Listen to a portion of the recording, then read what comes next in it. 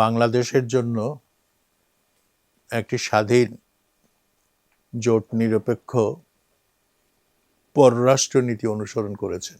তিনি চীনের সঙ্গে ঘনিষ্ঠ সম্পর্ক তৈরি করেন, চীন ও বাংলাদেশের সঙ্গে ঘনিষ্ঠ সম্পর্ক তৈরি করে।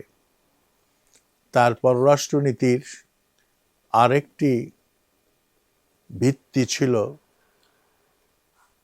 মুসলিম বিশ্বের সঙ্গে সুসম্পর্ক গড়ে তোলা, এবং সেই জন্য তিনি ওআইসির সঙ্গেও বিশেষ সম্পর্ক গড়ে তোলেন। তার অনুসৃত পররাষ্ট্রনীতির ফলে বাংলাদেশ তার জাতীয় স্বার্থ অর্জনের ক্ষেত্রে অনেক সুবিধা পায়।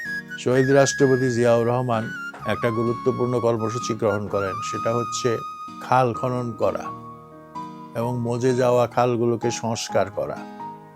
এর পাশাপাশি তিনি হাজা মজা পুকুর সংস্কারের কর্মসূচি নিয়েছিলেন। খাল খনন কর্মসূচির একটা ভালো দিক ছিল এই যে বাংলাদেশে উপরিস্থ সারফেস ওয়াটার বলতে যেটা বোঝায়, সেই সারফেস ওয়াটার সংরক্ষণের ভালো ব্যবস্থা ছিল না। অধিকাংশ খালগুলো মরে যাওয়ায় বা দখল হয়ে যাওয়ায় বা সেখানে পলি ভরাট হয়ে যাওয়ায় সেগুলো থেকে পানি ব্যবহার করা সম্ভব হচ্ছিল না, এবং তিনি স্বেচ্ছাশ্রমের ভিত্তিতে মানুষকে উদ্বুদ্ধ করে অনেকগুলো খাল খননের ব্যবস্থা করেন।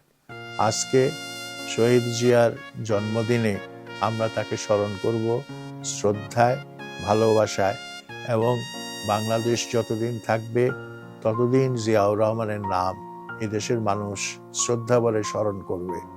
শুধু তাই নয়, জিয়াউর রহমান বাংলাদেশকে একটা পরিচিতি দিয়ে গেছেন। সেই পরিচিতি হচ্ছে বাংলাদেশি জাতীয়তাবাদ।